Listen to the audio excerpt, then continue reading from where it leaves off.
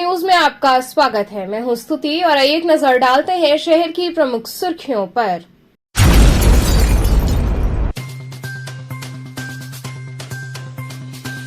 मंडलायुक्त सहित अन्य आला अधिकारियों ने रविदास घाट व टेंट सिटी का किया औचक निरीक्षण।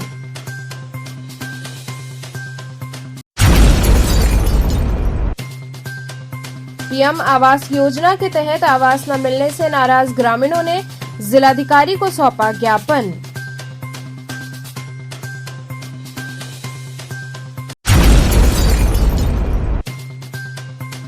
कड़ाके की ठंड को देखते हुए गंगा घाटों पर लोगों की सुविधा हेतु अलाव सहित की गई हैं अन्य व्यवस्थाएं।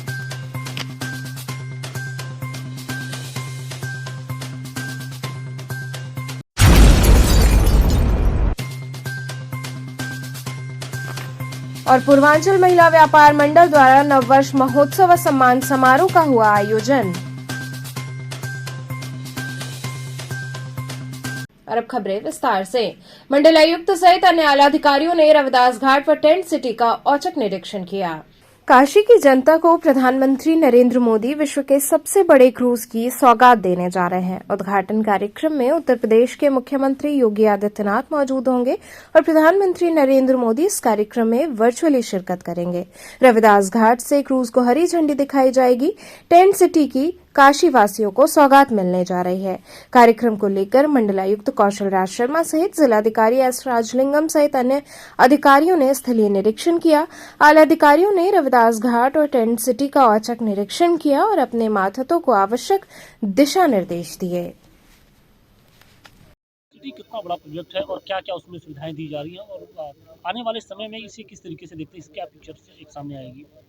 वाराणसी में कछुआ सेंचुरी जो हुआ करती थी उसके यहाँ से विस्थापन के बाद एक बहुत बड़ा पोटेंशियल टूरिज्म के क्षेत्र में उभरा है और माननीय प्रधानमंत्री जी के द्वारा ही अधिकारियों की वीडियो कॉन्फ्रेंसिंग के माध्यम से ये निर्देश दिए गए थे कि हमें पर्यटन के पॉइंट ऑफ व्यू से इसका और ज़्यादा पोटेंशियल सोचना चाहिए। तो पिछली वर्ष जो उनके द्वारा निर्देश दिए गए थे उसके बारे में 6 महीने तक लगातार रिसर्च चली। अलग अलग जगह जहाँ टेंट सिटीज़ चलती हैं, चाहे गुजरात हो चाहे उड़ीसा हो, वहाँ के मॉडल स्टडी किए गए और उसके बाद बाकायदा टेंडरिंग करके कंपनीज सेलेक्ट करके 10-10 हेक्टेयर के 3 पैचेस पे फाइनली टेंट सिटी अपना स्वरूप लेने जा रही है। उसका भी उद्घाटन 13 जनवरी को करवाया जाएगा और माननीय प्रधानमंत्री जी इस क्रूज़ के उद्घाटन में शामिल रहते हैं तो उनके हाथों से, अदरवाइज माननीय मुख्यमंत्री जी के हाथों से इसका उद्घाटन होगा।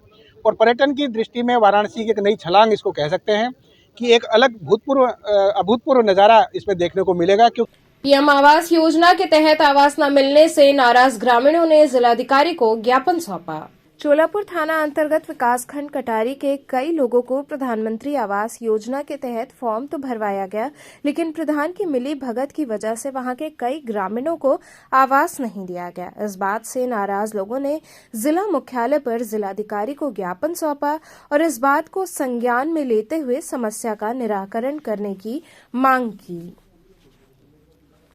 कटारी ब्लॉक से हम हैं। क्या मामला है, क्या कहाँ आई है? हम आए हैं यहाँ अपने आवास के लिए। सर हम यहाँ आए हैं जिले पे भैया कबला कचहरी में हम आए हैं सर जी से बात करने। आवास नहीं मिल रहा है आपको? किस तरह का आवास? किस तरह का आवास नहीं मिल रहा है? हमको हम आवास अपना भरे हुए हैं, हमारा भरा हुआ है। 5 साल बीत गया, सबका मिल गया है। 4-5 मेरी जांच हो चुका है हमारे घर का, फिर भी आवास नहीं मिला। हमारे से बढ़ के घर जिसके है उसको मिला हुआ है, हमारा नहीं। प्रधान क्या कह रहा है? प्रधान तो यही कह रहे हैं कि कमला की अथवा घबराइए मत, अभी 2 साल 2.5 साल रहेंगे, अगर नहीं तुम्हारे नाम से होगा तुम्हारे पति के नाम से हम करेंगे। कितने लोगों को आवास मिला है? आप कितने लोगों को नहीं मिला?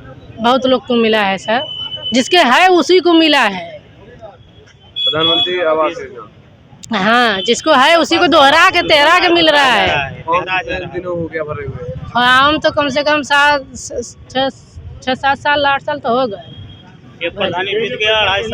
पहले वाली प्रधानी में भरा हुआ है। कड़ाके की ठंड को देखते हुए गंगा घाटों पर लोगों की सुविधा हेतु अलाव सहित अन्य व्यवस्थाएं की गई हैं। वाराणसी में कड़ाके की ठंड को देखते हुए समाज सेवकों सहित गंगा सेवा निधि के सदस्यों व नगर निगम कर्मी भी अव्यवस्थाओं को दुरुस्त करने में लग गए हैं। दशाश्वमेध घाट पर कड़कड़ाती ठंड में भी हो रही भीड़ को देखते हुए घाटों पर सारी व्यवस्थाएं पूरी कर ली गई हैं। जगह जगह अलाव जलाने के साथ साथ मैटिंग की व्यवस्था की गई है। वहीं 110 लोगों को सोने की व्यवस्था नगर निगम द्वारा की गई है। जरूरत पड़ने पर और भी इसे बढ़ाया जाएगा। नगर निगम कर्मियों ने बताया कि अलाव के साथ साथ सभी घाटों पर ये व्यवस्थाएं की गई हैं ताकि बाहर से आने वालों सहित स्थानीय लोग इसका लाभ ले सकें। इस भीषण ठंड में किसी प्रकार की लोगों को दिक्कत न हो, इसके लिए प्रशासन संकल्पित है। कड़ाकी ठंड को देखते हुए यहाँ पर भीड़ भी पर्यटकों का होता है। आरती में क्या व्यवस्था की गई है? नौ वर्ष में ठंड अचानक बढ़ जाने की वजह से पर्यटकों पर कोई असर नहीं पड़ा है। पर्यटक काफ़ी संख्या में बनारस आ रहे हैं। कॉरिडोर की वजह से भी काफ़ी भीड़ आ रही है और गंगा घाटों पे भी सारे पर्यटक आ रहे हैं। गंगा सेवा निधि द्वारा भी यहाँ ठंड के दृष्टिगत रखते हुए अलाव की व्यवस्था की गई है और सारे शरणार्थी को बैठने के लिए चेयर लगाए जा रहे हैं। साथ में मैटिंग का भी प्रबंध किया गया है और बगल में राजेंद्र प्रसाद घाट पे प्रशासन द्वारा रैन बसेरे का भी प्रयोग किया गया, निर्माण किया गया है, जिसमें भारी संख्या में दर्शनार्थी वहाँ पे आते हैं और रहते हैं। कितने लोगों का व्यवस्था किया गया है? रैन बसेरा वगैरह जो बना है, इसके अलावा यहाँ पे लगभग 100 की संख्या है। इसके अलावा आसपास के घाटों पर भी रैन बसेरा और शहर में भी रैन बसेरा की व्यवस्था की गई है प्रशासन द्वारा। आगे हर चौराहे पे लगभग अलाव की व्यवस्था की गई है। गंगा घाट के किनारे भी अलाव की व्यवस्था है। मंदिर के आसपास अलाव की व्यवस्था है। ठंड को दृष्टिगत रखते हुए प्रशासन द्वारा जो है लोगों के लिए कितना राहत देने का प्रयास किया जाएगा जो ठंड पड़ रहा है? गंगा सेवा निधि द्वारा भी पहले तो जैसे लाइट चली जाती है, लाइट के प्रबंध रहता है रात भर। यहाँ भी अभी आरती खत्म हो गई है, भीड़ खत्म हो जाएगी तो यहाँ भी अलाव की व्यवस्था की जाएगी।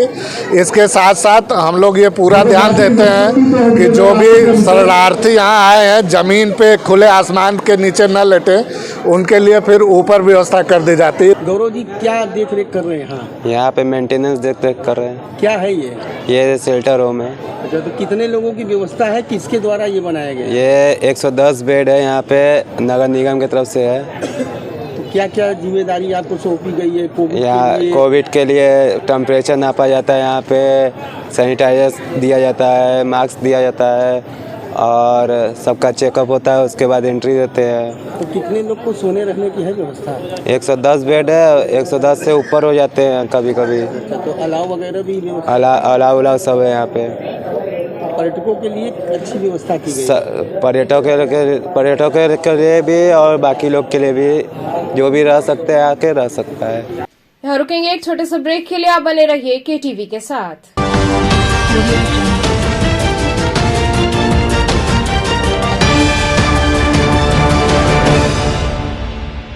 विद्यालय Senior Secondary School run by Bal Vishwavidyalay affiliated to CBSE New Delhi and NIOS HRD Ministry New Delhi. Play Group 2 Class 12 with Science and Commerce streams. Well focused, smart classes, well equipped computer labs, modern library, physical education, Hindi, Sanskrit, Urdu एवं संगीत की कक्षाएं, well trained faculty members, indoor and outdoor sports activities, regular cultural activities, modern physics lab, chemistry lab, biology lab, modern hostel facility for boys and girls, safe and be sure transportation। विगत 46 वर्षों से उत्तरोत्तर विकास की ओर अग्रसर बाल विद्यालय senior secondary school, Prahlad घाट एवं डोंगरी, रामनगर, वाराणसी। खबरों से जुड़े रहने के लिए हमारे चैनल KTV वाराणसी को सब्सक्राइब करें और लेटेस्ट अपडेट्स के लिए बेल आइकन को प्रेस करें।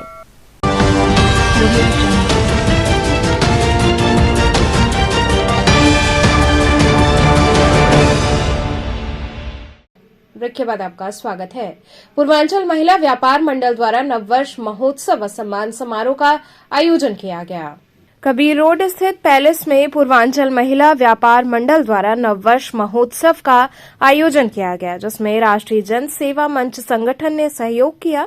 इस भव्य आयोजन के मुख्य अतिथि एडीसीपी वाराणसी ममता रानी चौधरी, महिला थाना अध्यक्ष सुमित्रा देवी व थानाध्यक्ष चेतगंज राजेश सिंह उपस्थित रहे। उपस्थित अतिथियों का स्वागत उनका माल्यार्पण कर व अंगवस्त्र प्रदान कर किया गया।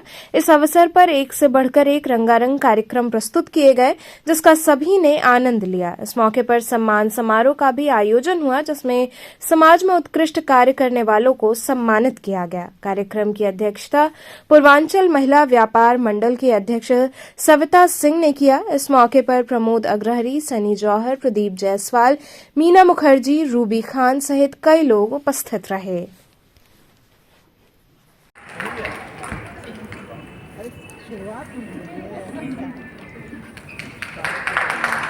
इसी क्रम में रूबी जोड़ा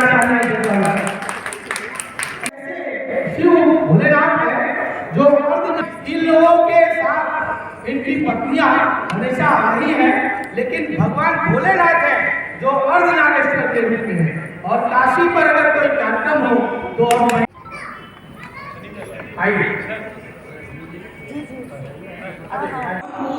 नव वर्ष की बधाई के साथ साथ हम ये कहना चाहेंगे कि हमारी व्यापार मंडल काशी प्रांत की महिलाएं बहुत ही कर्मठी हैं, सक्रिय हैं और निरंतर हम सबके साथ जुड़ करके सहयोगी भूमिका में समाज को आगे ले जा रही हैं। हम इनको हृदय से बधाई देते हैं। आज सम्मान हो रहा है, कितना सम्मान होना चाहिए इन महिलाओं का जिस तरह से सम्मान में कार्य कर रही हैं? सम्मान तो समाज की एक अलग अनुभूति है और सबको अच्छा लगता है, लेकिन इनकी जो सब सर्वोच्च भूमिका इनकी सब जन जन में भागीदारी होना है।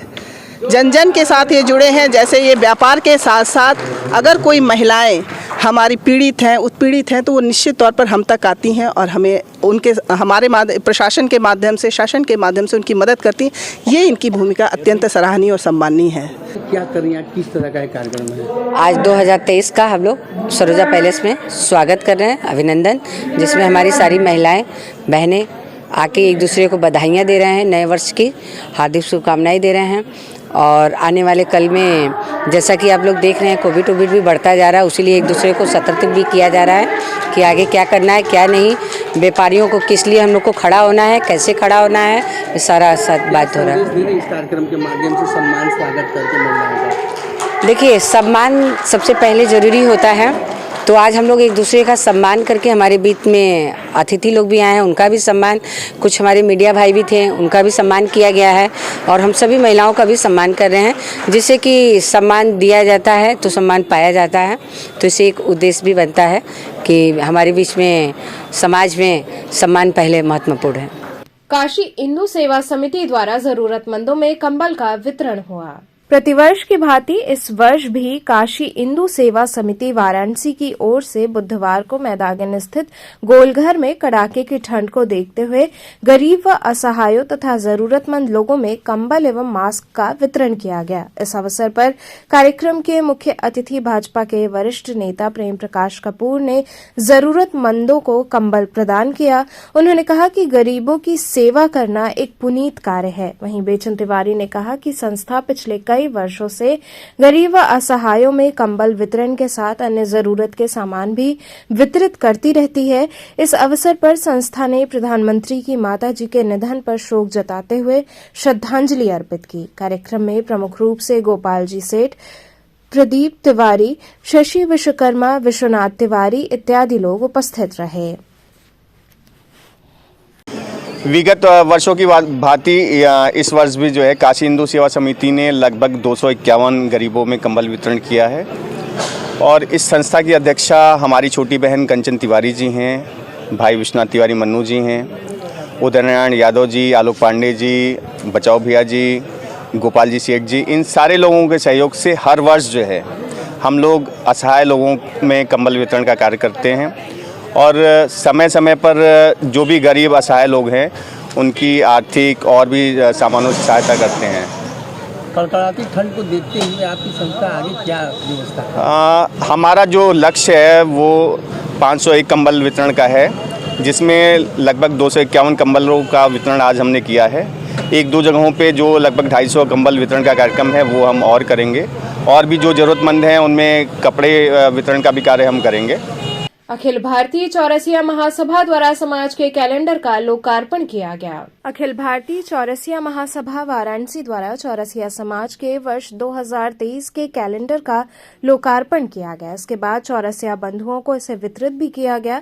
कार्यक्रम में समाज के वरिष्ठ जनों ने समाज के युवाओं का आह्वान करते हुए कहा कि सामाजिक कार्यों को लेकर अपनी प्रतिबद्धता हेतु जागरूक होकर अपने समाज के साथ सभी के हित के लिए कार्य करें।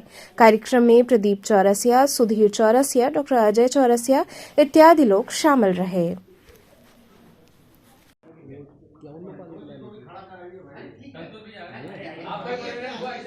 सर आप लोग थोड़ा सा आगे आइए, निकल के आगे आइए। आप मेरे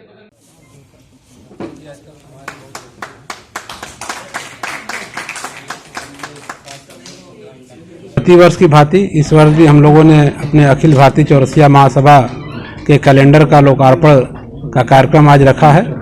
और यह कैलेंडर हम लोग समाज में निःशुल्क सबको उपलब्ध कराते हैं। इस कैलेंडर के माध्यम से हम अपने समाज के प्रतिष्ठित लोगों के, चाहे वो व्यावसायिक हो, चाहे वो राजनीतिक हो, चाहे वो प्रशासनिक हो, सभी लोगों के नाम पद के साथ हम लोग डिस्प्ले करते हैं। साथ में जिनके जिनके प्रतिष्ठान है, जिनका सहयोग इस कैलेंडर के लोकार्पण में या छपने में जिनका योगदान है, उन सबको हम लोग इसमें डिस्प्ले में प्रदर्शित करते हैं। और चौरसिया समाज के बैनर तले हम लोग प्रतिवर्ष 5 से 6 कार्यक्रम का आयोजन करते हैं। और अखिल भारतीय चौरसिया महासभा राष्ट्रीय कार्यकारिणी द्वारा हम लोगों पूरे देश में, अभी जैसे कि आगामी 8 जनवरी को कोलकाता में कार्यक्रम है, फिर 12 फरवरी को कानपुर में कार्यक्रम है, तो प्रत्येक प्रदेश में 1-2 कार्यक्रम हमेशा आयोजित किए जाते हैं। बनारस में हम लोग बहुत सारे कार्यक्रम करते हैं, तीज कार्यक्रम करते हैं, नववर्ष करते हैं, अभी अधिवेशन हुआ था, फिर हम लोग का सालाना कार्यक्रम होता है। तो कार्यक्रमों का उद्देश्य जो है समाज को संगठित एकत्रित करना है, एक दूसरे का सहयोग करना है। बिना सहयोग से समाज आगे नहीं बढ़ सकता, तो यही हम लोग का मुख्य उद्देश्य रहता है। हमारी विंग अखिल भारतीय चौरसिया महासभा की वाराणसी शाखा, जो कि हमारे प्रदेश अध्यक्ष डॉक्टर अजय जी के द्वारा बनाया गया है, महानगर के अध्यक्ष सोहनलाल चौरसिया जी के द्वारा लगातार 2 वर्षों से एक बहुत ही शानदार कैलेंडर का भी यहाँ पर विमोचन आज हुआ है। उस कैलेंडर में सारे पदाधिकारियों के साथ साथ भारतवर्ष में पड़ने वाले विभिन्न त्योहारों का भी पूरा विवरण है। साथ ही साथ राशिफल का भी पूरा विवरण उसमें दिया गया है। हम एक तरह से कह सकते हैं कि ये कैलेंडर पूर्ण रूप से अपने आप में पर्याप्त है और हर व्यक्ति को इस कैलेंडर को अपने घर में, अपने दुकान पे रखना चाहिए। तो चलते चलते पुनः एक नजर डालते हैं शहर की प्रमुख सुर्खियों पर।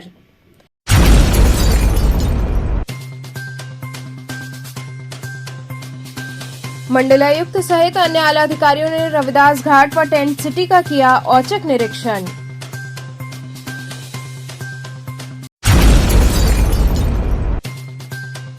पीएम आवास योजना के तहत आवास न मिलने से नाराज ग्रामीणों ने जिलाधिकारी को सौंपा ज्ञापन।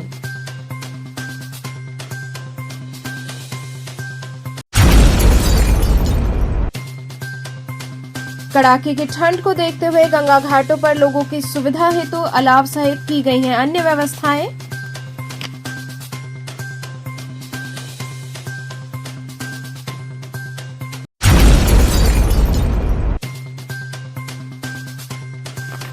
और पूर्वांचल महिला व्यापार मंडल द्वारा नववर्ष महोत्सव व सम्मान समारोह का हुआ आयोजन।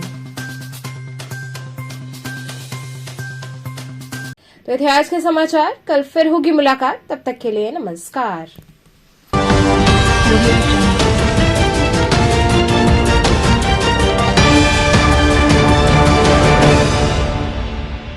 खबरों से जुड़े रहने के लिए हमारे चैनल KTV वाराणसी को सब्सक्राइब करें और लेटेस्ट अपडेट्स के लिए बेल आइकन को प्रेस करें।